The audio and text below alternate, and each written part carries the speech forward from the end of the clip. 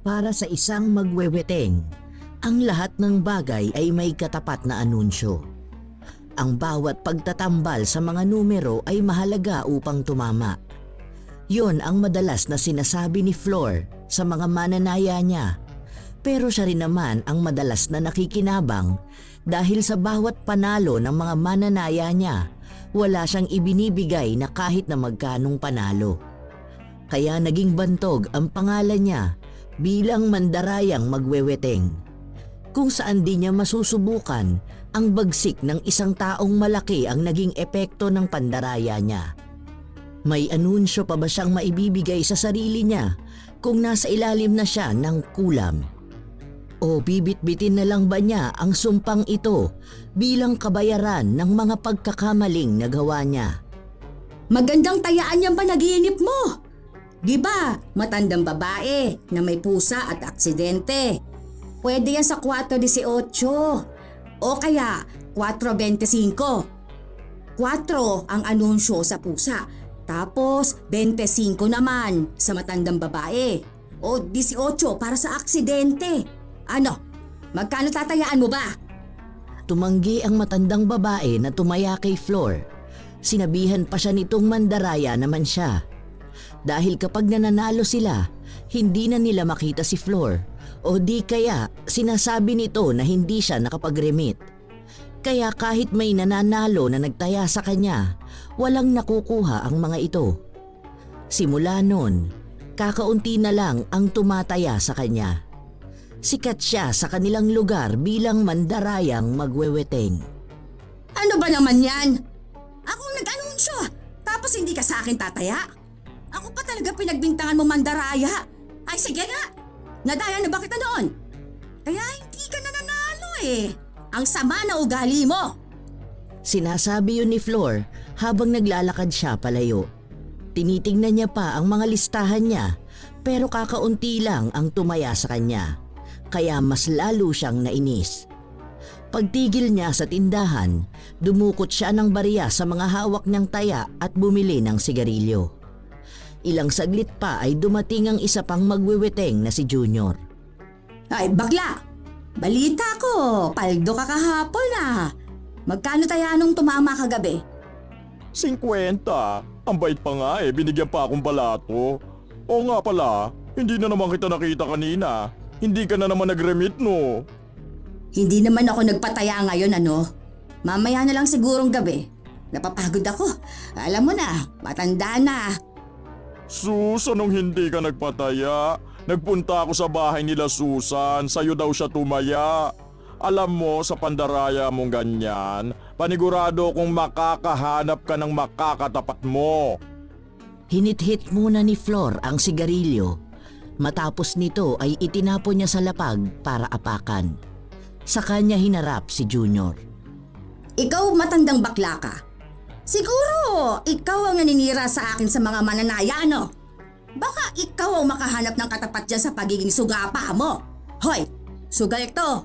Huwag mo masyadong karirin. Ay, makaalis na nga. Panay pa ang salita ni Flor habang naglalakad siya pabalik sa bahay nila. Sa paglipas ng mga araw, naging matumal ang mga tumataya sa kanya. Matagal na niyang gawain ang pagpapataya sa weteng. Noon kasi, siya lang halos ang pinagtatayaan ng mga tao sa kanila hanggang sa dumating si Junior. Napapansin din kasi ng mga tao ang pagiging magulang niya kapag may tumatama. Minsan kulang-kulang ang pera na ibinibigay niya, pero mas madalas na wala siyang binibigay. Habang naglilibot-libot si Flor, napansin niya ang bagong lipat sa kanila. Be, bagong lipat lang kayo dito, di ba? Ah, opo Ale. Nung nakaraang araw lang po kami nakalipat dito ng asawa ko. May anak ka na ba? Ang bata mo pang tingnan ah. Ilang taon ka na ba? 30 na po ako, tapos yung anak ko magto 2 years old na po sa susunod na araw. Oo talaga? Sakto yan. Baka hindi mo tayaan na weteng. Baka manalo ka pa. Di ba may panghanda ka pa? Hindi po kasi talaga ako tumataya ng ganyan, Ale. Pasensya na po ah. Saka po may trabaho naman ang asawa ko. Kahit paano makakalabas naman po kami. Saka hindi naman po kami naghahanda ng bongga. Ito naman, ngayon ka lang naman tataya eh. Subukan mo lang, wala namang mawawala. Tayaan mo, 2.20. Yan ang magandang anunsyo ngayon. Panay din kasi ang labas ng dos ngayon. Tapos hindi pa lumalabas yan. Subukan mo lang, kahit 50 lang. Tumanggi si Gina pero masyadong mapilit ang matanda kaya napilitan na lang siyang tumaya. Hindi naman siya umaasa na mananalo siya sa ganoong sugal at kahit noon pa man ay hindi na talaga siya tumataya. Aksaya lang kasi sa pera para sa kanya ang ganon. Pero para matigil si Flor ay inilabas niya ang huling pera niya na dapat ay ipambibili ng biskwit ng anak niya. Nang kinahapunan kung saan lumabas na ang bola, ang taya ni Gina ang lumabas. Tuwang-tuwa si Flor dahil 15,000 yon. Uy, ang sarap! Ang bango talaga ng pera. Oh, may pinatama ka na naman. Ano na naman kaya ang gagawin mo dyan? Ay, kawawa naman ang taong maluloko ng matandang to. Maging fair ka naman, Flor. Ibigay mo yan sa tumama. Hoy, bago ka magsalita ng kung ano-ano, sana inalam mo muna kung sino ba ang tumaya. Akin to. Ako ang tumaya nito dahil anunsyo ko to nung nakaraan pa. Inaalagaan ko nga to eh. Manahimik kang panot na bakla ka ha? Inggit ka lang eh. Palibasa, mga tira-tira ng mga tumataya lang sa'yo na kukuha mo. Kita mo tong perang hawak ko ha? Gusto mo bang sampaling kita nito? Hoy, matanda ka rin. Alam ko naman na hindi yan sa'yo. Ipagkakalat ko yan sa lahat para malaman nila kung sino ba sa kanila ang tumaya sa'yo. May naloko ka na naman. Ewan na lang talaga sa karma mo. Inggiterang bakla ka. Ang lakas mo talaga makasira ng mood ano? Magsaya-saya ko tapos gaganyan ka sa akin. Bakit ba hindi ka naniniwala na akin to, ha? At wala akong pakialam kung ipamalita mo yan sa lahat dahil wala ka namang mapapala. Talagang hindi ako naniniwalang sa'yo yan. Pambili nga ng yosi wala ka tapos makakataya ka ng 50. Saka hoy, kilala na nila ang karakas mo rito. Basta, malalaman ko rin kung kaninong taya yan. Che! Umirap lang si Junior habang naglalakad siya paalis sa harapan ni Flor na ipinapaypay pa ang tigi 1,000. Umuwi na rin si Flor na may malawak ng ngiti. Wala siyang balak na ibigay kay Gina ang pinanalo nito dahil ang katwiran niya ay sa kanya naman ang galing ang numero. At kung hindi niya naman ipinilit yon ay hindi naman siya tataya. Kinabukasan, naggrocery si Flor. Hindi rin siya muna nagpataya dahil ayaw niyang balikan si Gina. Baka magtanong pa yon sa kanya. Nagbayad din siya ng bills at winaldas ang pera sa kung ano-anong bagay. Isang pamilya rin silang nagpunta sa mall kaya nagtaka ang asawa niya kung saan siya kumuha ng pera. Hanggang ngayon, hindi mo pa rin sinasabi sa akin kung saan ba talaga galing tong pera mo. Baka nangutang ka na naman, ha? Alam mo naman na ang lalaki nila magpatubo. Paano kung kapusin tayo ng pera sa sahod ko? Ilang araw na kaming walang pasok, kaya panigurado ko mababa lang ang sasahurin ko. Ano ka ba? Nasa labas tayo, nagsasaya, pero problema naman ang gusto mong pag-usapan. Hindi ko to inutang ha, at pera ko talaga to. Tumama ako ng weteng, maliwanag? Kaya huwag ka na mag-alala dyan. May grocery naman tayo dyan at nakabayad na ako ng kuryente. Tara na, kumain na tayo. Sigurado ka bang sa'yo talaga yan? Oo nga. Ikaw, nagpapaniwala ka na sa mga tsismosong kapitbahay eh. Bakit ko naman itatakbo ang taya nila ha? Mga inggit lang yon kapag mas tumatama pa ako kaysa sa kanila. Tingnan mo nga kung nanloloko talaga ako. Eh di sana, wala nang tumataya sa akin. Nag-aalala lang kasi ko. Paano kung bigla na namang may sumugod sa bahay? Ay, tumahimik ka na, Jun. Kumain na tayo. Ang ganda-ganda ng araw natin, mas gusto mong sirain. Hindi na lang sumagot si June. Matapos ang masaya nilang araw, umuwi na sila at doon ay naabutan nila si Gina na nag-aabang sa tapat ng bahay ni na Flor. Pinapasok muna ito ng pamilya niya bago niya hinarap ang bagong kapitbahay. Oh, anong problema? Bakit ka napasyal dito? Paano mo pala nalaman na dito ang bahay ko? Ah, nagtanong-tanong ho ako. Kanina ko pa po kayo hinihintay eh. Kasi nabalitaan ko na lumabas daw yung numero na tinayaan ko kahapon. Baka po pwede ko nang makuha ang pera. Kailangan ko lang po magpadala sa bahay namin kasi yung tatay ko po na ospital. Anong numero? May tinayaan ka ba sa akin? Opo, yung 220 po. Anunsyo nyo para sa birthday ng anak ko. Kasi narinig ko kagabi na yun ang lumabas. Sandaling nag-isip si Flor. Kunwari pang may binabalikan siyang hindi niya masyadong maalala. Pero ang totoo ay humahanap lang siya ng maaari niyang maidahilan. 50 po yung tinaya ko sa inyo. Ang sabi sa akin nasa 15,000 daw po yun. Kukunin ko na po sana para mapaoperahan ko na si tatay. Ah, yun ba? Hala, di ka naman tumama doon. Kasi hapon ka na tumaya sa akin. Dahil ngayon ang labas nung tinayaan mo. Kaso yung 220 kagabi yun. Mas naunang lumabas yun kesa sa pagramit ko. Nakaligtaan ko kasi pasensya ka na ha. Ay ganun po ba? Kasi po narinig ko sa mga kapitbahay na may natanggap ka raw hong pera. Kaya nga po napapunta agad ako rito. Ay halatang bago ka nga lang dito. Paano? Nagpapaniwala ka dyan sa mga kapitbahay nating tsismosa? Alam mo, mas magandang iwasan mo ang pagtambay sa labas. Kasi ganyan yan sila. May hilig manira ng tao. Tignan mo. Ngayon, ako ang sinisiraan nila sa'yo. Sa susunod yan, ikaw na ang sisiraan ng mga yon. Kung gusto mo, tumaya ka na lang ulit ngayon para maihabol ko ang remit. Para tingnan natin kung anong lalabas bukas. Ay ganun po ba?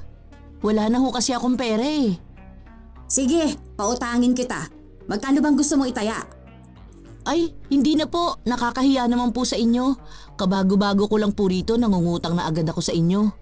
Kung ipansusugal ko lang din naman po ang uutangin ko, hindi na lang po. Baka wala pa po ako maipambayad sa inyo. Hindi na. Naaawa ako sa'yo sa totoo lang. Para may ipang-opera din ang tatay mo.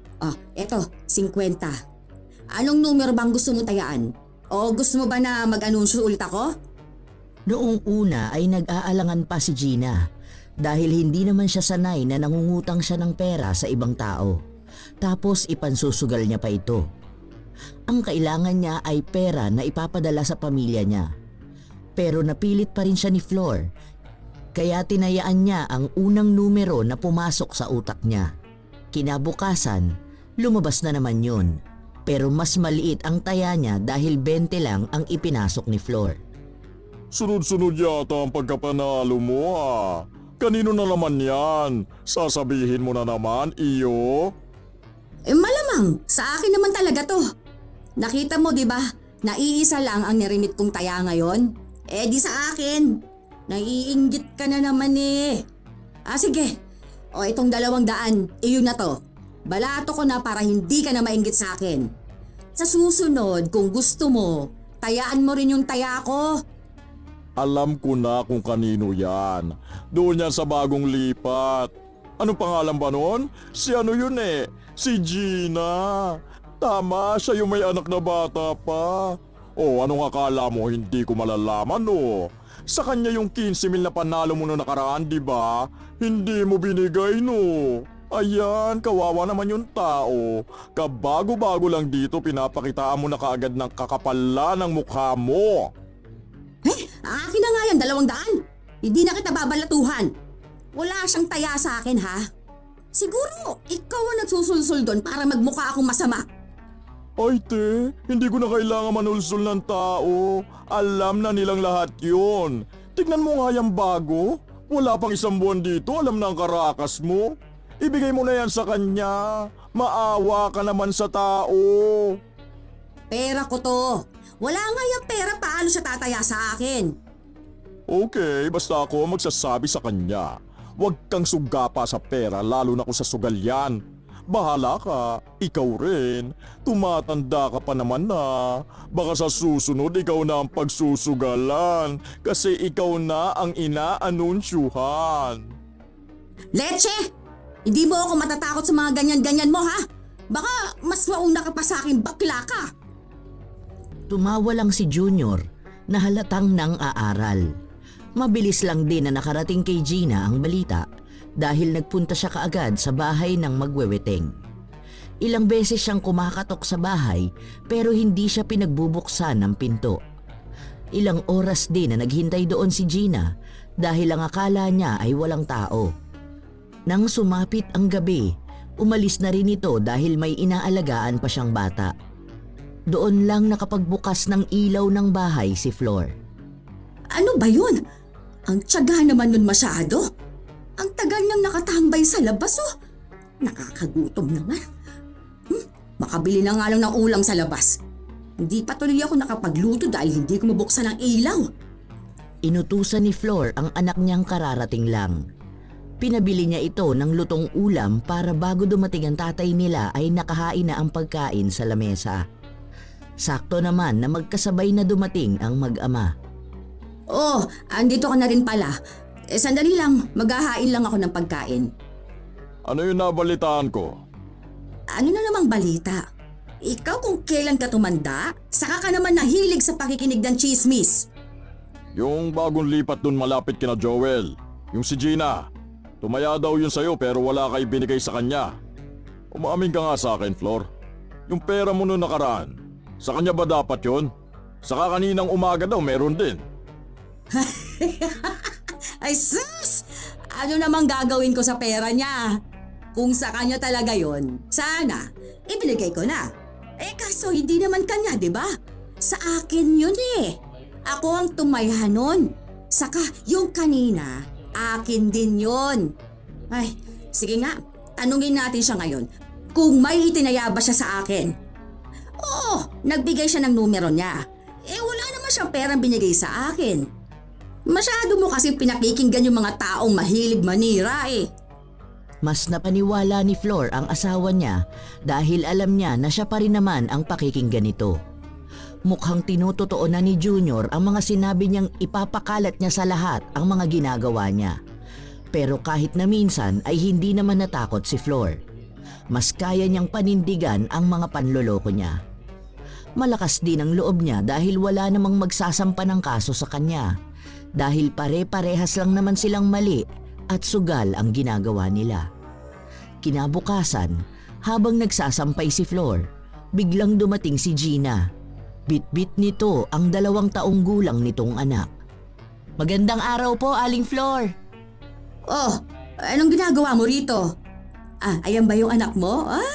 Ang cute pala ano? Nagpunta po ako rito sa inyo kahapon kaso wala yatang tao. Oo. Umalis kasi kami kahapon. Nagpunta kami ng birthday. Anong ginagawa mo ba dito kahapon?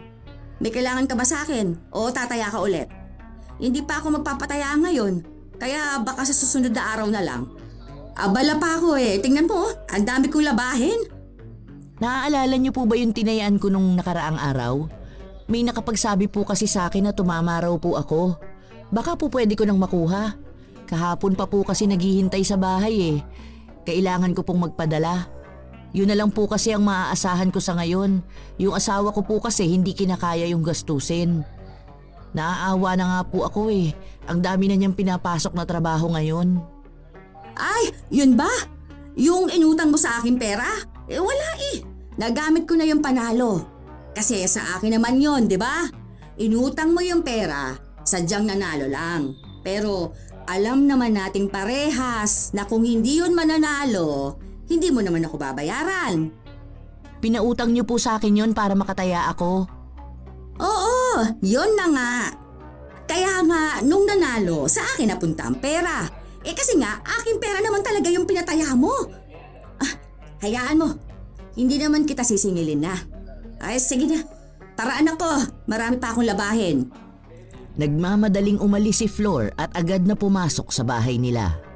Nakaramdam pa siya ng inis dahil sa pagpapabalik-balik sa kanya ni Gina. Sa katunayan ay sa dami ng tao na naisahan niya, si Gina ang pinakamakulit. Makalipas ang ilang araw, naubos na ang pera ni Flor, kaya nagsimula na naman siyang magpataya. Pero wala na talaga ni isa ang gustong magpaubaya ng taya nila dahil na rin sa naging usap-usapan tungkol sa magkasunod na panalo ni Gina pero wala man lang siya nakuha kahit na magkano. O ano? Wala na bang tumataya sa'yo? Bakit hindi ka na lang kasi ulit tumaya sa sarili mo? Total lagi ka naman kamong nananalo, di ba? Go! Itaya mo na yung anunsyo mo! Ay, try natin. Ano kayang anunsyo sa mandaraya at matanda? Huwag mo kong sinisimulan ngayon, Junior, ha? Sinabi ko sa'yo, baklang hukluban ka. Magkakagulo tayo ngayon. Ay, wow! Nanakot pa ngayon. Ibang klase talaga, no? Alam ko naman na ikaw ang nagpapakalat ng fake news. Sa bagay, wala ka namang may kukwento sa buhay mo, kundi kung paano ka maging bakla at paano ka perahan ng mga lalaki. Kaya tuwan-tuwa ka kapag pinag-uusapan yung buhay ko. Hoy, makinig ka nga maigi sa mga sinasabi mo. Bakit naman namin pag-aaksayan ng oras ang buhay mo? Saka hindi yun fake news at lalong hindi yun chika-chika lang. Totoo naman daraya ka eh. Hindi mo ibinibigay sa mga tumatama ang pera nila. Wag ako. Sa tagal mo nang ginagawa yan, lahat na nang narito alam yan eh. Kawawa nga si Gina. Kinailangan ng pera nung tao, kinuha mo pa? Anong nangyari? Ayun, natsugi ang pudra niya. Sana naagapan pa kung nakapagpadala siya ng pera. Kaso kinamkam mo. Hindi ko kasalanan na namatay ang tatay niya. Ako bang doktor, ha? Bakit sa akin mo isisisi na wala siyang naipang opera doon? Sumugal siya. Ano ang asahan niya? Paano kung hindi siya nanalo? Hindi rin naman siya mapapa-opera. Ayun na nga, kung hindi sana siya tumaya, hindi siya asa na may magiging pera siya. Kaso tumaya siya tapos tumama pa. Kasalanan mo pa rin yon. Umiinit ang tensyon sa dalawang magweweteng dahil sa sagutan nilang dalawa. Pilit na sinisisi ni Junior si Flor dahil sa pag-angkin nito ng pera na pinatama ni Gina. Pero pinagpipilitan naman ng matandang babae na wala siyang kinalaman sa kamalasan na dinanas ng pamilya ni Gina. Umiinit na rin ang ulo ni Flor kaya nasisigawan na niya ang kausap niya. Tanging si Junior na lang ang tumigil sa pagsasalita at umalis. Dahil kahit naman pagtalunan pa nila yon, wala naman na silang mababago sa nakaraan. Naubos na ni Flor ang pera at hindi na naipa-opera ang tatay ni Gina. Habang naglilibot si Flor at naghahanap ng mananaya, nakita niya si Gina na nagwawali sa labas ng bahay nila. Nilapitan niya ito at tinanong kung tataya. Nakikiramay ako sa nangyari sa tatay mo, Gina. Gusto mo bang tayaan yan? Mas maganda yan, baka lumabas pa. Hindi na po. Ayoko na pong tumaya. Saan ka ba natatakot? Hayaan mo kasi ang sinasabi ng ibang tao tungkol sa akin. Masyado kang nagpapa-apekto sa kanila. Saka, di ba, hindi naman ako ang dahilan kaya namatay ang tatay mo. Baka kasi oras na niya yun. Isa pa, kung hindi nyo naman talaga siya kayang ipa-opera, hayaan nyo na. Matanda naman na siguro ang tatay mo. Nag-aalala lang ako. Baka kasi sa akin mo yon sinisisi. Bakit mo naman iisipin na ikaw ang sinisisi ko? Depende na lang kung may ginawa ka. Aba, wala akong ginagawa ha. Mabuti akong tao. Saka, tagakuha lang naman ako ng taya ah. Ang weteng ay klaseng sugal. Hindi mo pwedeng iasa dyan ang mga bagay-bagay. Dahil bibihira lang ang pumapaldo. Saka, yung huling panalo mo, aking pera yun eh. Pinautang lang kita. Pero dahil pera ko pa rin yun, syempre, panalo ko pa rin yun. Hindi nagsalita si Gina pero tumigil siya sa paglilinis. Ilang sandali pa, noong paalis na si Flor, tinawag niya ito. Tataya ako, eto 20 ulit, 15-18. Ayun! Sige, ako nang bahala dito ha. Kapag tumama ako na mismo ang mag-aabot sa'yo. Kaya huwag ka na masyado mag-isip ha. Hayaan mo lang ang sinasabi sa'yo ng mga tao tungkol sa akin. Inggit lang ang mga yon. Kahit hindi naman talaga sila nanalo sa weteng. Walang naging kibo si Gina. Bumalik siya sa paglilinis. Si Flor naman ay umalis na rin. Ibinigay niya ang taya sa kabo pero binawasan niya ito ng 10 piso dahil bumili siya ng sigarilyo. Katulad sa nauna, tumama na naman ang numerong tinayaan ni Gina. Halos malunok ng matandang magweweteng ang usok ng sigarilyo nang malaman niya ito. 3 beses pa lang na nagtataya sa kanya si Gina, pero sa 3 beses na yon, hindi ito pumalya. Kaya labis ang tuwa na nararamdaman ni Flor.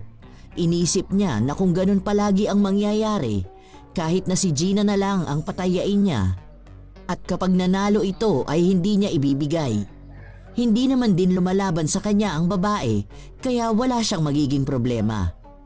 Kinuha niya ang panalo, pero nagtago na naman siya sa bahay nila. Ilang araw ang lumipas, hindi siya pinupuntahan ni Gina. Kaya inisip niya na baka hindi nakarating dito ang balita. Dahil may pera pa naman siya, hindi muna siya nagpataya. Pupunta pala tayo ng binyag ng anak ni paring Raul, ano? Magpapaayos na muna ako ng kuko ko. Bakit ka pa magpapaayos? Magdadagdag ka lang ng gastusin natin eh. Hindi na. Magpapamanicure ako. Magkano lang naman yun eh. Para naman maganda tingnan ng kamay ko. Saka may pera namang magagamit. Saan na naman galing yan? Baka nagpataya ka na naman at hindi ka na naman nagbigay sa tumama. Flor, sinasabi ko sa'yo tigilan mo yung ginagawa mong ganyan. Hindi nakakatuwa ang panluloko at panlalamang ng kapwa mo. Masama na nga yung pagsusugal na ginagawa mo. Kinugusto mo pang mandaya. Hey, bakit ba? Mas pinapaboran mo ang mga naririnig mo. Alam mo naman na tumataya rin ako sa sarili ko. Marami lang talagang naiinggit kapag akong tumatama. Paano? Takot malamangan yung mga tao na yan. Hindi na nagsalita pa si June. Umiling lang ito dahil alam niya na kapag humaba pa ang usapan ay mauuwi ito sa pagtatalo. Kilala niya ang asawa niya. Gusto nito na sa kanya ang huling salita. Nang magpaayos na ng kuko si Flor, nalaman niya na yun na pala ang trabaho ni Gina. Kaya ito na lang ang pinatawag niya. 100 ang singil sa kanya nito, pero tinawaran niya ito ng 50 na lang. Pumayag naman si Gina. Oh, magdahan-dahan ka dyan sa paa ko, ha? Gusto ko ganito kaganda sa kamay ko yung cutex ko. Ang ganda talaga ng kulay na to, ano? Mukha akong mayaman. Oh, tingnan mo, di ba? Oho, mukhang maganda ang kamay niyo kapag hahawa kayo ng malaking panalo sa weteng. Sakto lang, dahil bibihira lang din naman ako tumaya. Ikaw ba, tataya ka ulit ng weteng? Sayang ang mga numero mo, ano? Hindi ko kasi naibibigay sa kabo kaya hindi ka na nanalo. Pero hayaan mo, simula ngayon, pagtutuunan ko ng pansin ng mga taya mo. Yung ibabayad niyo na lang po sa akin ang ipantataya ko. 11.9. Sige, pwede naman. Saan mo naman nakukuha ang mga tinatayaan mo? Parang may swerte ka ata sa ganyan. May ibig sabihin ba yung tinayaan mo ngayon? Malalaman niyo rin po ang ibig sabihin niyan sa mga susunod na araw. Aray ko, ano ba yan? Nasipa ni Flor ang manikurista matapos niyang makaramdam ng hapdi sa hinlalaki ng daliri niya sa paa. Agad namang natumba sa kinauupuan niya si Gina habang hawak ni Flor ang paa niya. Ang sakit! Ano bang ginawa mo? Ayan, nagdurugo na. Ang tanga mo naman. Sinabihan na kitang wag mong kutkutin. Na-murder mo pa ang kuko ko. Nakakainis naman talaga. Ay, nakakagigil ka. Baka masipa kita dyan. Pasensya na ho kayo, Aling Flor. Hindi ko po sinasadya. Kailangan lang po kasi talagang matanggal yung ingrown nyo. Ang tigas din po kasi. Akin na po, gamutin ko na lang. Hindi na! Wag mo nang kutkutin, ha? Kunting linis lang sa labas tapos lagyan mo ng cutex. Mamaya mamangga pa to, aalis pa naman ako. Ayusin mo naman, ha? Nagbabayad naman na maayos. Ganyan ka ba sa mga customer mo rito? Baka wala na magpalinis sa'yo niyan. Hindi naman po. Ngayon lang ako nakasugat. Saka pangalawa pa lang po kayong nalilinisan ko. O edi ayusin mo. Baka sa susunod yan wala na magpapalinis sa'yo. Binigyan na nga lang kita ng pagkakataon eh. Dapat kay Malu na lang ako nagpalinis ng kuko. Mabuti pa yun. Magaan ang kamay. Hindi ako nasusugatan. Kaso masyadong suga pa yun maningil eh. Ayaw magpatawad. Pero sa susunod ayusin mo na. Opo, sige po. Nakakaramdam pa rin ng hapdi si Flor dahil sa sakit na dulot ng pagkutkot ni Gina. Pero natapos din sila. Pinalagyan niya rin ng gamot ang nagdugo niyang daliri. Okay na po. O sige, ano pang hinihintay mo? Bakit nakatayo ka pa riyan? Yung bayad po sana. Anong bayad? Di ba itataya mo na yon? Huwag mong sabihin na babawiin mo pa yon. Hindi maganda yung ugaling ganyan sa sugal. Pinapamalas mo lang lalo. Hindi po ba may 50 pa? Kasi kamayat paa po ang nilinisan ko. Anong 50 pa? Ano, 100 ang singil mo sa akin? Sa pagpapalinis ko sa paa at kamay ko? Magkasama na yun sa 50, di ba? Pumayag ka nga kanina tapos sinugatan mo pa ako. Dapat nga, hindi na ako magbabayad. Pero dahil itinaya mo na yan, yun na lang. Ay, bakit? Kapag ba nagkasakit ako dahil sa pag-murder mo ng kuko ko, may maibibigay ka bang pampagamot ko? Di ba wala naman? Hindi nagsalita si Gina, pero gumagalaw ang mga labi niya na para bang may ibinubulong ito sa hangin. Matapos nito ay umalis na rin siya. Ilang sandali pa, umihip ang malakas na hangin at ramdam yon ng katawan ni Flor. Kasabay din nun ang pagkirot ng kanyang daliri sa paa. Ay, kainis naman no. Ayan na, kumikirot na. Ayan, tanga-tanga kasi. Sinabi na nga huwag nang kutkutin. Talagang kutkut pa. Gumagandi pa yata sa akin yun. Ay, ang sakit. Hindi ko na lang muna babasain to. Baka mamaga pa. Ay, teka, makapag-remit na nga muna. Kahit na makirot ang daliri sa paa, umalis pa rin si Flor. Susubukan niya ulit ang swerte ni Gina pagdating sa wedding. Habang naghihintay sila ng bola, nakatambay lang si Flor habang naninigarilyo nang palapit sa kanya si Junior. Natalisod to kaya hindi niya sinasadya na maapakan ang paa ni Flor. Agad namang napasigaw ang matanda at napamura. Anong nangyayari sa'yo? Bakit bang siga mo? Ang OA mo naman. Hindi naman masakit ang pagkakaapa ko sa paa mo. Akala mo naman binugbog kita kung mag-iskandalo ka rito. Kung ito kaya apakan ko pagkatapos ng murder ng kuko mo. Ang sakit. Bakit ka ba pumunta rito? Sana doon ka na lang sa mga kamaritas mo. Pupunta-punta ka rito para lang magdagdag ng sakit. Wala na to. Mamaya nito mamamaga na tong paa ko. Parehas lang kayo ni Gina na hindi nag-iisip. Ay, so si Gina ang gumawa niyan sa'yo? Perfect! Nakaganti rin siya sa mga pandaraya na ginawa mo sa kanya. Bongga! Nakakatuwa ka naman! Anong nakakatuwa rito? Nakikita mo lang ang nahihirapan na ako at nasasaktan. Ayan, umiira lang kademonyuhan mong bakla ka. Ganyan ba talaga kayo, ha? Mas masaya kayo kapag may nasasaktan o napapahamak na tao? Hindi naman sa lahat. Sa mga masasamang tao lang na nanlalamang ng kapwa. Bakit ba? Inggit na inggit kayo sa akin, ha? Dahil ba palagi akong tumatama sa wedding? Correction, hindi ikaw ang tumatama. Kinukuha mo lang ang pera. Magkaiba yun, te. Sana aware ka. Di gawin nyo rin para hindi kayo naiinggit. Hayaan mo, kapag nanalo ako mamaya, babalatuhan kita para may maibigay ka sa lalaki mo. Ang tanda-tanda mo na ganyan ka pa rin. Quits lang tayo. Matanda ka na rin naman pero ganyan ka pa. Dapat magbago ka na. Bahala ka. Sa impyerno ka talaga pupunta.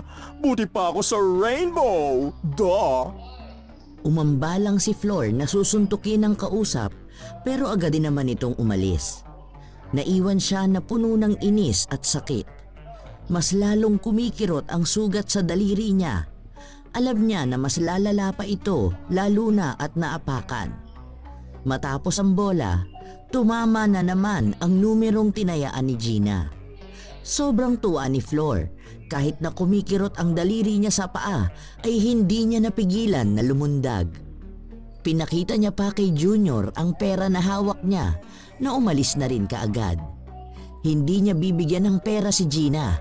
Iniisip niya na kapag nagpunta yon sa bahay nila, sasabihin na lang niya na hindi siya nakapagbigay sa kabo dahil masakit ang paa niya dulot ng pagkutkot nito.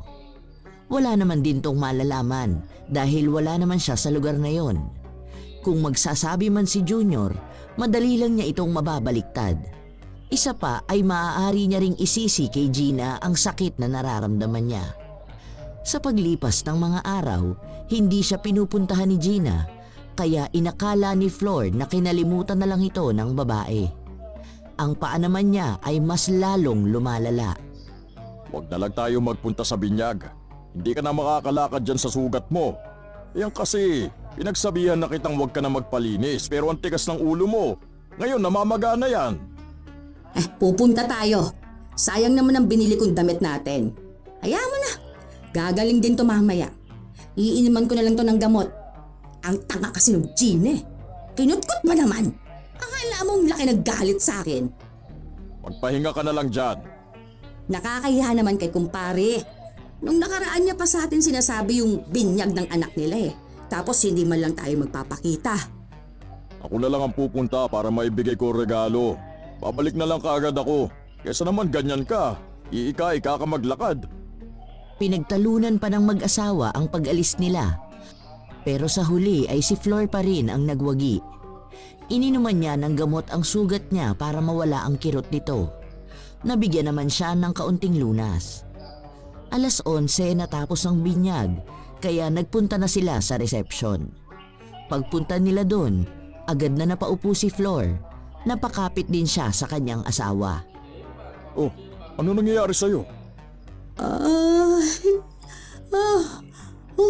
Grabe ang sakit ng paa ko.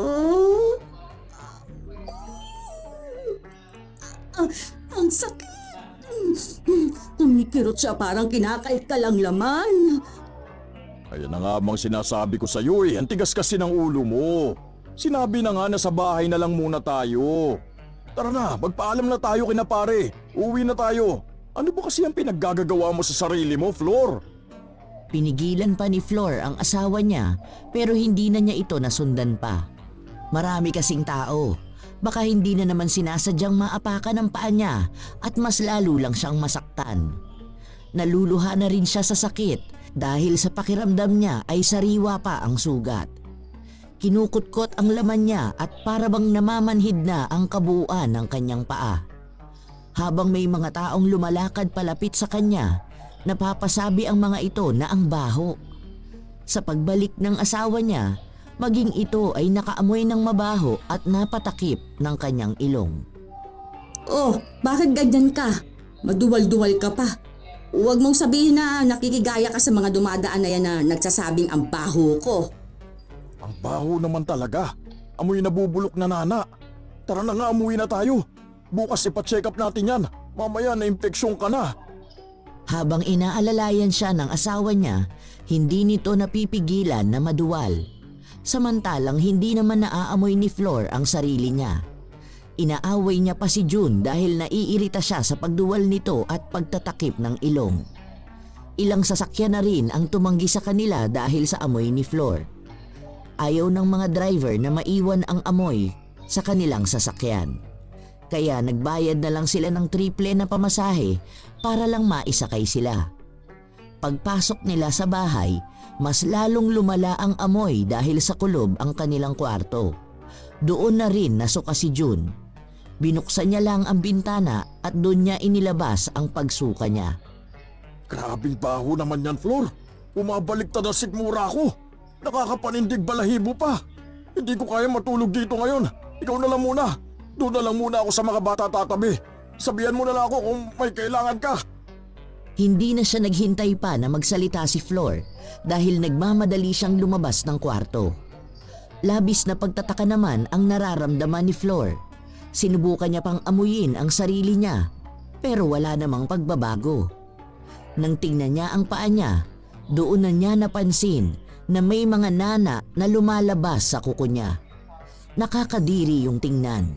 Kailangan niya yung linisan kaya nagpakuha siya sa asawa niya ng mga magagamit niya. Napapasigaw din siya sa sobrang sakit dahil hindi niya mawari kung saan ba talaga ang makirot na parte.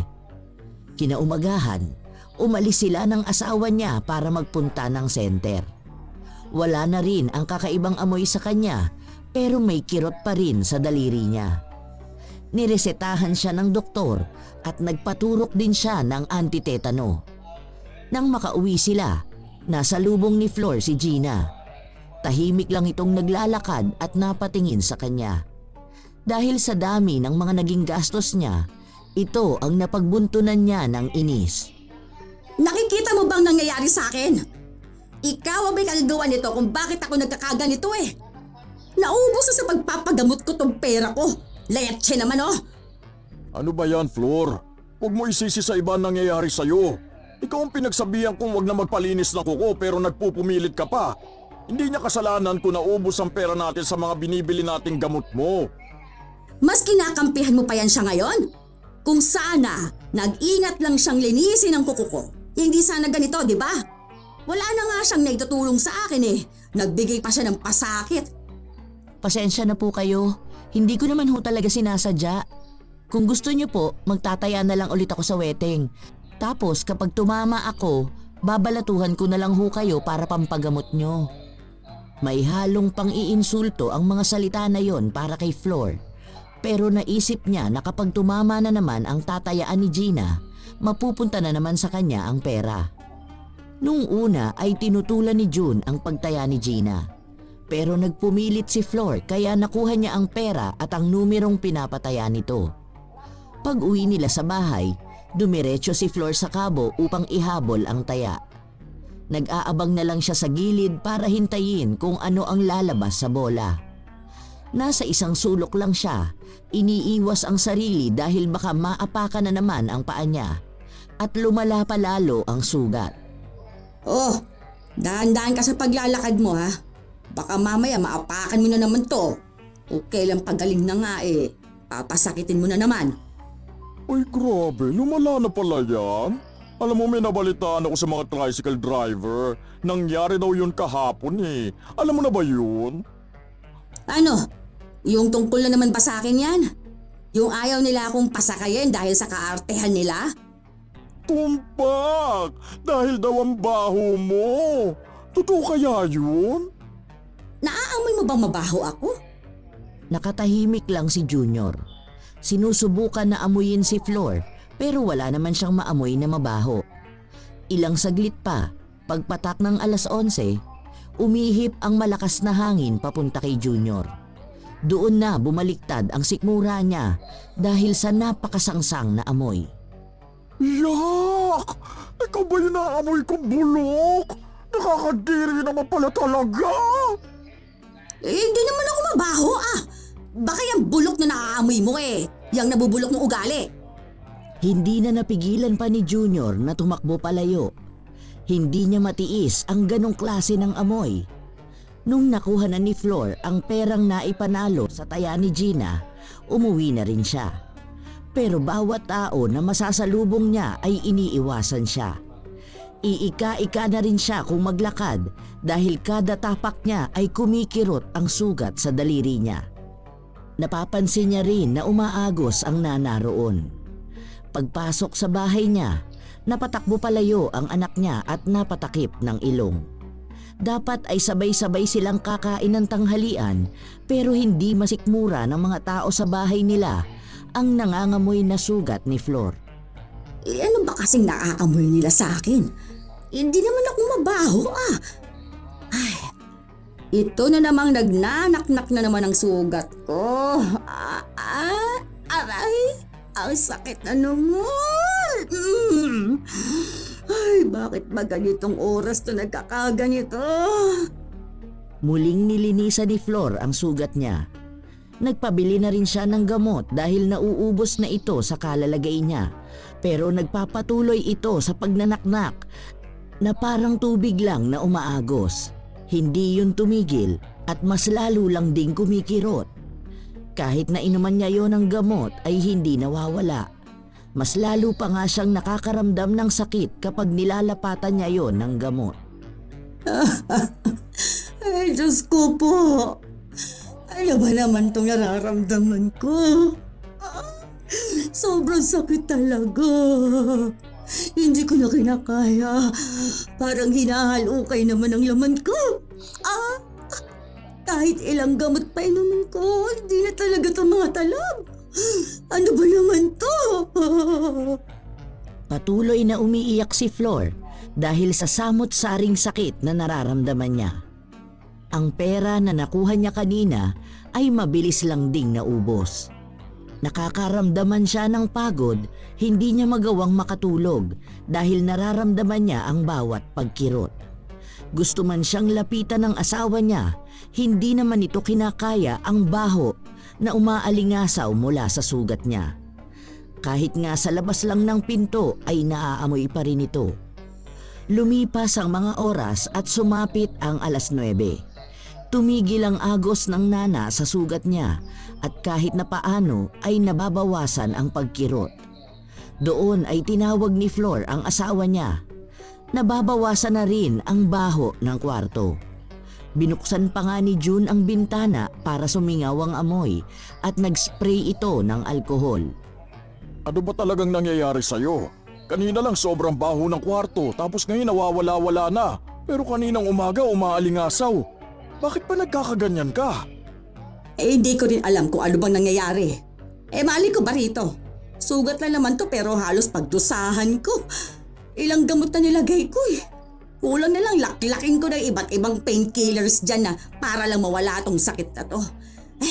Ilang araw na ako mukhang baldado. Hindi naman gumagaling. Nakakapagtaka. Napapansin ko na tuwing 11:00 umaatake yan. Tapos nawawala naman ng 9:00. Hindi kaya nanuno ka? Kung saan ka kasi nagpupunta eh. Sige, bukas ipapatawas kita. Ipapatawas mo ko? Bakit ka nagpapaniwala sa mga albularyo na yon? Mamaya peperahan lang tayo nun tapos magbibigay ng peking impormasyon. Ipa-opera ko na kaya to? Baka lumala pa to at maputol pa. Tingnan mo, nangingitim na ang kuko ko. Pati tong daliri ko. Bakit ba ako minamalas ng ganito? Kasalanan talaga to ni Gina eh. Kung nag-iingat lang sana siya. Kapag ako talaga gumaling, gagantihan ko yun. Ayan ka na naman. Panay ka na naman ganti sa taong wala namang ginagawa masama sa'yo. Ayan mo, bukas malalaman natin kung ano ba talaga yan. Huwag mo na isisi sa kung sino-sino ang mga nangyayari sa'yo. Nananahimik yung tao eh. Hindi pa rin tuluyang nawawala ang sakit ng paa ni Flor. Pero kahit na paano ay nagawa na niyang makatulog. Paggising niya kinabukasan, wala ang asawa niya. Ang sabi ng mga anak niya ay nagpunta ito sa albularyo. Lumabas naman siya ng bahay kung saan nakita niya si Gina sa hindi kalayuan. Bit-bit nito ang manicure set niya. Inutusan niya ang anak na tawagin ito.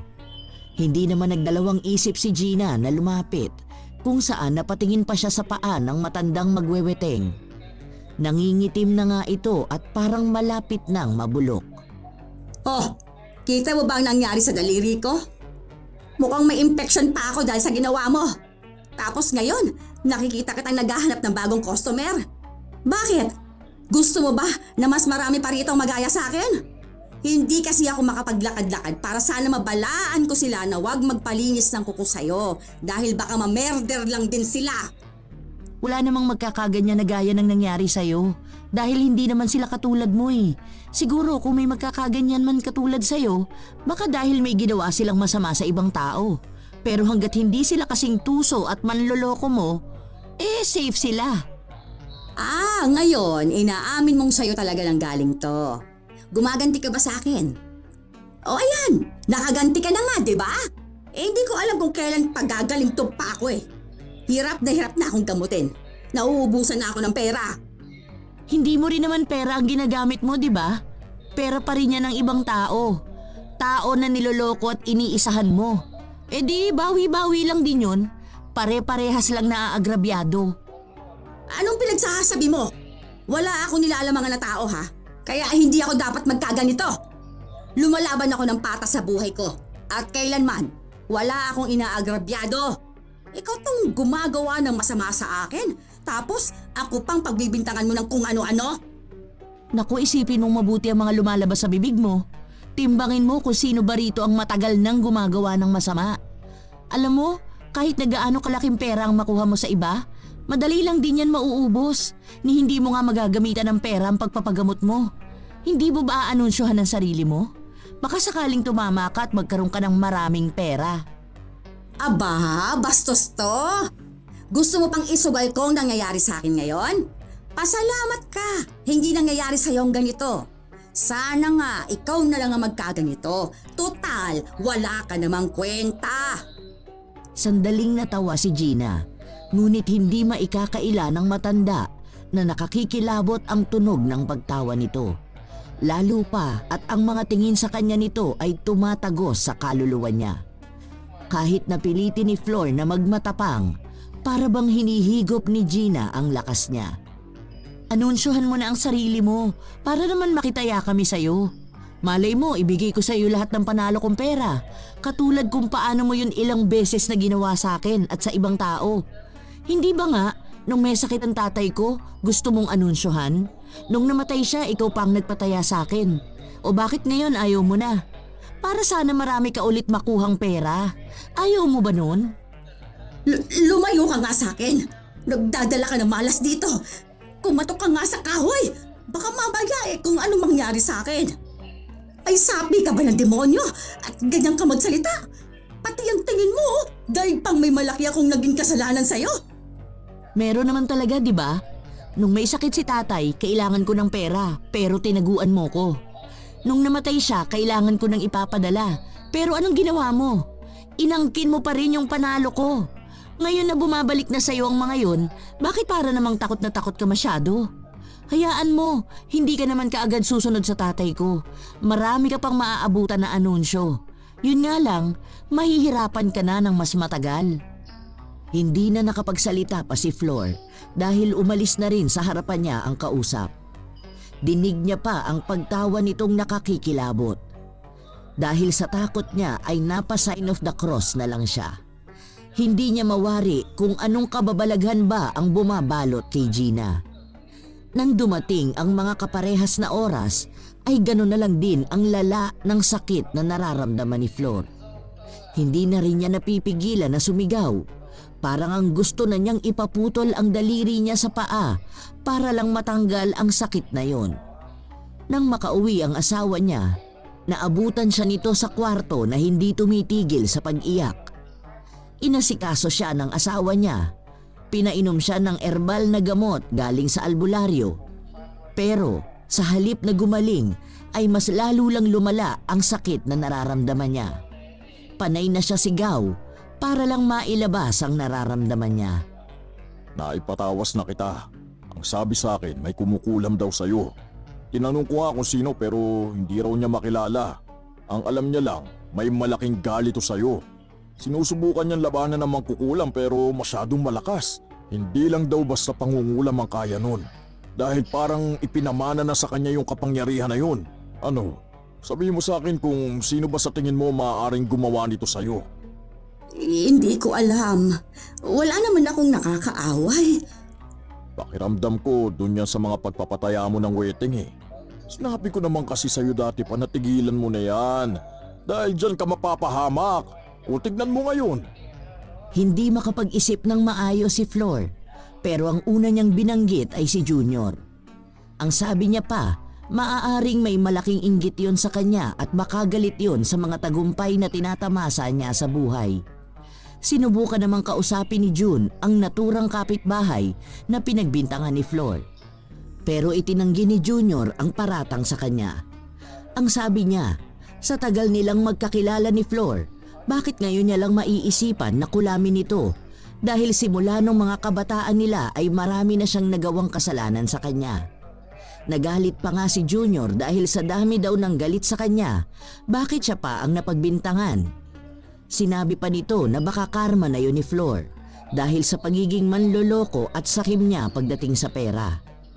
Sa paglipas ng mga araw, nagiging mas malala na ang nangyayari sa daliri ni Flor. Hindi na rin nawawala ang amoy na mas lalong naging masangsang. Umaabot na rin ang amoy sa mga kapitbahay nila. At dahil doon ay pinapatawag na sila sa barangay dahil sa dami ng reklamong natatanggap doon. Nakakaapekto na raw ito sa kanilang araw-araw na pamumuhay. Masyadong masasama ang ugali ng mga kapitbahay natin ah. Talagang pinabarangay pa tayo? Wala man lang ba silang mga konsiderasyon? Hindi ba nila nakikita na nahihirapan na nga ako? Sa halip na tulungan ako, talagang sinisiraan pa ako ng tuluyan. Huwanda talaga sila sa akin kapag gumaling na ako. Iisa-isahin ko talaga silang gantihan. Ako, nanggigigil ako sa mga yan. Tapos, isa pa yung baklang hukluban na yan. Anong akala niya? Hindi ko malalaman na siya nagpapakalat ng chismis sa akin? Sinabi niya pa na pinagbibintangan siya. Totoo naman talaga na siyang nagpakulam sa akin. Nahihirapan na rin kami sa nangyayari sa iyo, Flor. Lalo na ang mga bata. Hindi na rin nila kinakaya ang amoy mo. Kaya yan, si Bunso nagkakasakit na. Tapos ayaw na rin nila halos pumasok sa school dahil sa panunukso ng mga kaklase nila. Anong gusto mong gawin ko? Nahihirapan na nga ako rito. Teka, huwag mong sabihin paaalisin mo na ako sa bahay katulad ng sinasabi ng mga tao sa paligid natin. Pati ba naman ikaw? Susukuan mo ako? Hindi naman sa ganoon. Tutulong naman ang barangay na makahanap ng lilipatan mo. Doon sa malayo sa mga tao para habang nagpapagaling ka, walang naaapektuhan. Isipin mo rin ang mga bata. Hindi! Hindi ako aalis dito. Maging ako nahihirapan na. Kung alam niyo lang nararamdaman ko. Sobrang kirot ng sugat ko. Namamanhid na rin pati hita ko. Huwag niyo naman akong ipagtabuyan na para lang akong isang baboy. Intindihin niyo rin naman ako. Iniintindi ka naman namin. Para lang din sa mga anak natin to. Hanggat hindi pa natin nalalaman kung paano natin matitigil ang sumpa na meron ka. Hindi natin alam kung sino ang kumulam sa'yo. Hindi umimik si Flor. Masama pa rin ang loob niya dahil hindi niya matanggap na para lang siyang isang basura sa paningin ng pamilya niya at pinandidirihan ng mga taong nakapaligid sa kanya. Habang nagmumuni-muni siya, biglang pumasok sa utak niya si Gina. Sinabi niya sa asawa niya na kung hindi si Junior ang kumulam sa kanya, maaaring si Gina yon. Bakit ba hindi ka naniniwala sa akin na si Gina ang may pakanaan ng mga to? Kaya pala, kakaibang pakiramdam ko sa babae na yun. May masama pala talaga siyang intensyon sa akin. Bakit naman niya gagawin yan sa'yo? Ano bang ginawa mo sa kanya? Wala akong ginawa sa kanya. Alam niya yan. Baka nagagalit yan sa akin dahil sa inggit. Nagpapaniwala kasi sa chismis ng mga tao sa paligid eh. Mangkukulam yon. Ramdam na ramdam ko. Pag-iling lang ang tanging naging tugon ni June. Matapos ang pag-uusap nila na yon ay pinuntahan niya si Gina. Kinausap niya ito. Hindi kumibo ang babae. Hindi niya inamin at hindi niya rin naman itinanggi. Kaya nakisuyo si June kung pwede niyang kausapin si Flor upang magkaroon ng linaw ang misteryosong sakit ng asawa niya. Sumama naman sa kanya si Gina kung saan halos lahat ng mga kapitbahay nila ay nakatingin sa kanila. May mga bulong-bulungan pa na hindi pinansin ni June. Kahit na hindi niya sabihin, nakakaramdam siya ng sakit dahil sa mga salitang naririnig niya tungkol sa kanyang asawa. Nang makapasok sila sa loob, tanging si Gina lang ang walang pakialam sa mabahong amoy na nanggagaling sa sugat ni Flor. Oh, anong ginagawa mo rito? Bakit naman isinama mo pa yan dito, June? Mas lalo mo lang pinapakita sa kanilang nangyari sa akin eh. Baka mamaya may gawin na naman siyang pangungulam sa akin. Akala ko pa naman nagbago ka na dahil sa nangyayari sa'yo, pero wala ka pa rin palang pinagkatandaan. Nakita mo na? Kaya pala may pasaring yung mga salita mo sa akin noon. May iba ka palang ibig sabihin. Ngayon, aminin mo na kung bakit mo to ginawa sa akin. Hindi sumagot si Gina. Nilingon niya lang si June matapos na magsalita ito at nagtanong kung ano ba talaga ang tunay na dahilan upang umabot sila sa ganito. Si Flor naman ay panay ang daldal at sisi sa babae. Pinagmumura niya rin ito at isinusumpa pero baliwala ang mga salita na yon kay Gina. Hindi siya naaapektuhan ng kahit na anong panlalait sa kanya. Palayasin mo yan sa bahay natin. Demonyo yan. Kaya dapat sa kanya sinusunog. Sino bang mas demonyo sa atin? Hindi ba't ikaw ang nilamon ng kasakiman mo sa pera? Nanlalamang ka ng kapwa mo. Hinahayaan mo silang maubos habang nagpapakasasa ka sa mga bagay na hindi naman sayo. Baka nakakalimutan mong namatay ang tatay ko noong mga panahon na pinagpipiestahan mo ang pera na dapat maaari pang sumagip sa kanya. ang ibang tao sa lugar na to? Ilang pangarap ba ang nasira dahil sa'yo? Ilang buhay ba ang napahamak? Hindi mo alam, di ba? Kasi, paano mo malalaman kung masyado kang makasarili? Ngayon, namnamin mo ang galit ng bawat taong nasa gasaan mo. Hindi lang sa akin galing yan. Pare yan sa lahat ng taong nagawan mo ng masama. Bumabalik lang sa'yo, kaya yakapin mo yan hanggang sa kamatayan mo. Dalhin mo yan, kasama ng kasamaan ng ugali mo. Bumigat ang simoy ng hangin sa loob ng kwarto habang sinasabi ito ni Gina. Maging ang mga pakiramdam nila ay naghahatid ng maraming babala. Pero hindi ito maunawaan ni Flor. Nagpatuloy siya ng paninisi sa babae at sa lahat ng taong nakapaligid sa kanila. Pinipilit niyang wala siyang nasaktan, wala siyang naagrabyado, kaya kahit na anong pagpapamukha sa kanya ni Gina, hindi niya tatanggapin ang pagkakamali niya. Napagod na lang ang babae sa pakikipagtalo sa kanya, kaya kusa na itong umalis sa bahay nila. Kinausap pa siya ni June, pero ang sinabi lang sa kanya ni Gina, hindi magiging maayos si Flor kung mananatili sa kanya ang mga paniniwala niya. Hindi maisasalba ng ibang tao ang katulad ni Flor dahil ang tanging kaya lang sumagip sa kanya ay ang sarili niya. Matapos niyang sabihin ito ay tuluyan na siyang umalis. Si Flor naman ay nagpatuloy sa pagsigaw, sigaw na magkahalong sakit at galit. Mga walang hiya kayong lahat! Sinisigurado ko sa inyo, nagagaling ako at iisa-isahin ko rin kayong kulaming lahat. Pinagkakaisahan niyo ako? Anong akala niyo? Wala kayong magiging karma? Wala akong ginawa sa inyong masama. Mga lintik kayo! Gagantihan ko kayo! Maghintay kayo! Dinig ng mga kapitbahay ang sigaw niya at ang pagmumura niya. Nagtitipon din ang mga yon para mag-usap-usap. Nakikita yon ng mga anak ni Flor, kaya naaawa ang tatay nila sa dinaranas nilang hiya. Malaki ang nagiging epekto nito sa kanila, pero ayaw naman siyang pakinggan ng asawa niya. Pinagpipilitan ni Flor na hindi siya nagkamali kahit na minsan. Wala siyang nilamangang tao, kaya bakit siya hihingi ng tawad sa mga yon?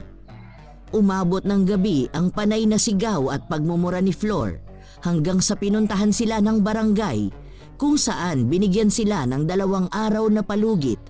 Kung hindi daw nila ililipat si Flor ng bahay, katulad sa napag-usapan sa barangay, sapilitan nila itong kukunin. Dahil sa dami din ng reklamo ng mga kapitbahay sa pambubulabog niya ng sigaw sa kahit na anong oras. Flor, tumigil ka na sa kasisigaw mo. Anong oras na? Nakakaistorbo na sa lahat pati sa mga bata. Natutroma na sila sa ginagawa mo. May pagbabanta na rin sa barangay. Sa ayaw at sa gusto mo. Bukas na bukas lilipat ka na dun sa bahay na bigay ni Kap. Doon ka na muna hanggat wala pa tayo naiisip na paraan para mapagaling ka. Mga walang hiya talaga! Hindi ako papayag na doon ako titira. Alam ko na mukhang bahay ng baboy yon. Bakit kasi hindi mo ako pinagtanggol? Alam naman natin si Gina ang may kagagawa ng mga to. Dapat siyang kinukulong dahil mangkukulam siya. Pinagtatanggol kita. Kung alam mo lang kung paano ka namin ipagtanggol ng mga anak mo. Pero hindi ka namin kayang ipaglaban kung kami na mismo nakakakita ng mali mo. Malaki ang naging pagkukulang ko sa pamilya natin. Dahil kahit na alam ko na ang ginagawa mong pandaraya noon sa mga tao, nanahimik ako dahil ayokong sumama ang loob mo sa akin at ayokong magalit ka. Pero siguro nga, tama lang nabigyan ka ng leksyon para ikaw mismo makarealize ng mga pagkakamali mo. Hindi sa lahat ng oras nasa tabi mo kami para ipaglaban ka. Dahil kung ikaw mismo ang gumagawa na ikasisira mo, mapapagod talaga kaming ayusin ka. Hindi ko na kayang linisin lahat ng kalat mo. Baka siguro kapag malayo na kami sa'yo, doon mo lang malalaman kung ano ba mga nagawa mong mali. Katulad ka na nila. Pare-parehas na kayong lahat na hindi ako maintindihan. Ngayon, nakikinig ka na sa kanila na para bang ako talagang may mali. Dahil meron ka naman talagang mali. Naalala mo ba nung itinakas mo yung pera na pinatama mo? Mga anak noon ang asawa ni paring Hernan, pero hindi mo binigay ang pera. Doon nagsimula yun, di ba? Umabot pa yun sa halos makipagpatayan ako para ipagtanggol ka sa kanila.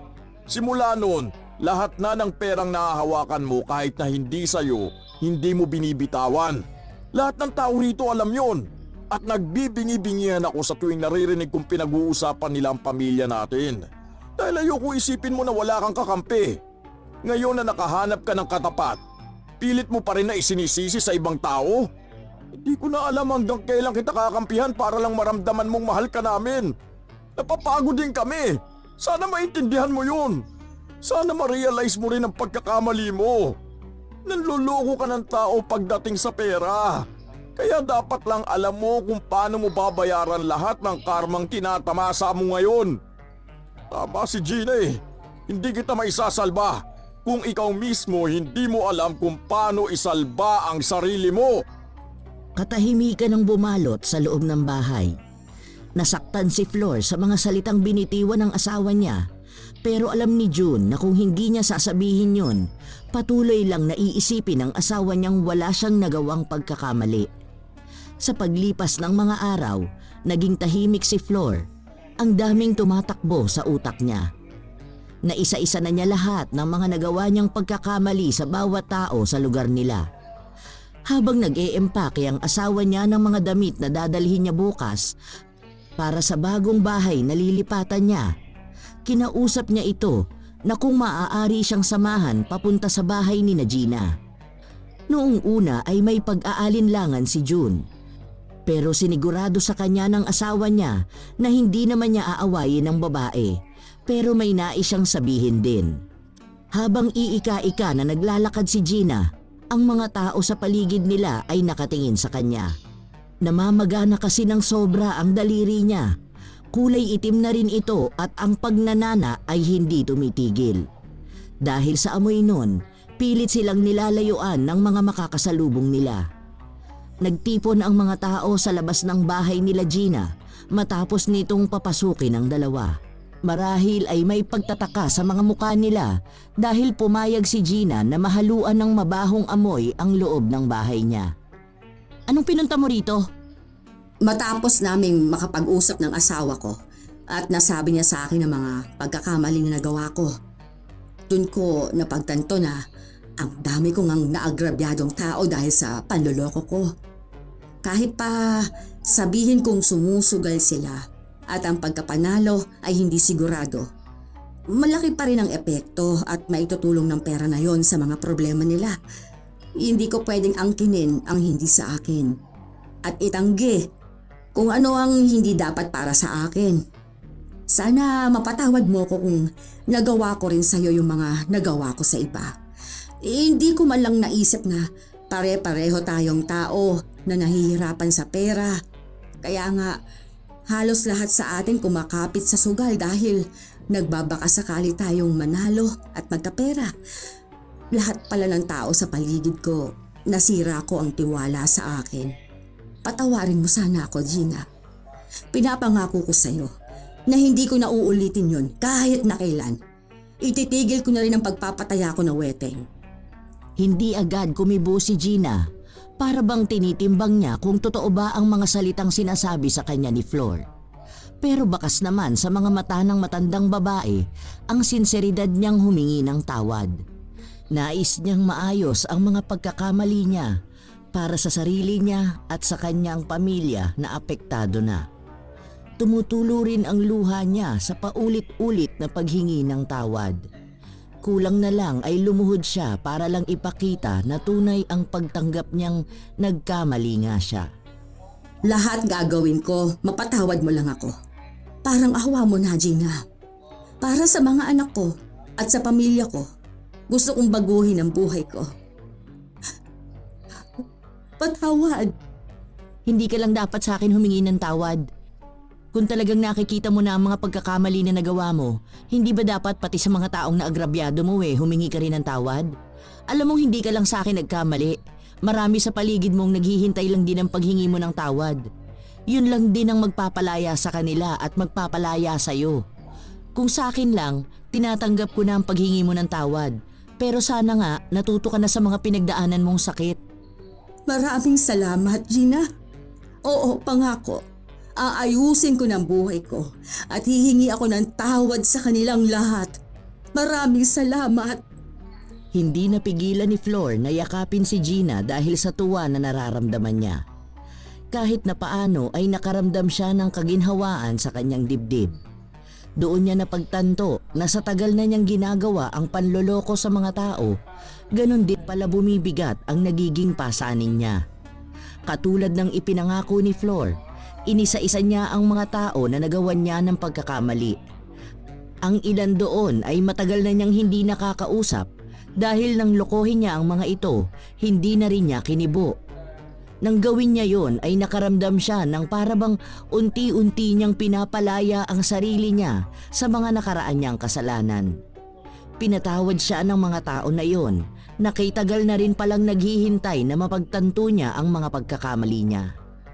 Nang kinagabihan na yon, nagbago ng paunti-unti ang pakiramdam ni Flor.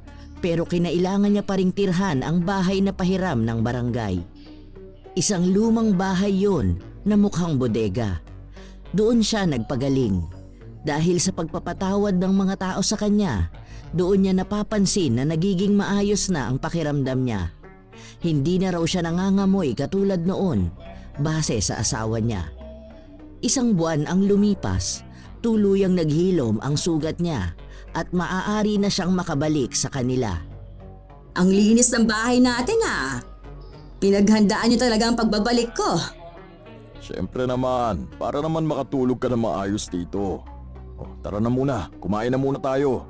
Nakapagluto na ako ng pagkain natin.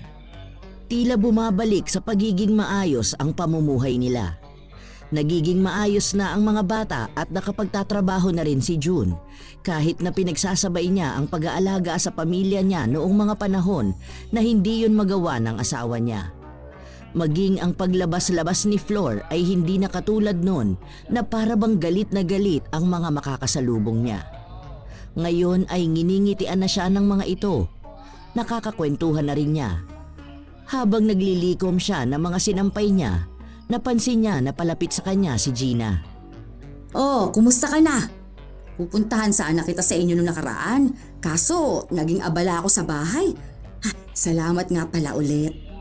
Wala na yon. Ano, gusto mo bang anunsyohan ko na para makataya ka na sa akin? Eto, magweweting naman ni kurista na ako. Ipinakita ni Gina ang hawak niyang listahan. Dahil doon ay nagtawa na ng dalawa na parabang matagal na silang magkaibigan. Ngayong nilisa na ni Flor ang linya ng weteng, may bago namang tao na papalit sa kanya. Alam niya na hindi naman gagawin ni Gina ang pandaraya na nagawa niya noon. Sa paglipas ng mga araw, nagtuloy-tuloy na ang pagbabago sa buhay ni Flor. Nagkaroon na ulit siya ng mga kaibigan at naging magkasundo na rin sila ni Gina. Naging malaking aral kay Flor ang mga pinagdaanan niya upang maitanim sa isipan na kailanman ay hindi maganda ang naidudulot sa isang tao na ang tanging inuuna ay ang panloloko. Mas magaan ang pakiramdam at mas malaya pa ring makakagalaw ang taong may malinis na konsensya.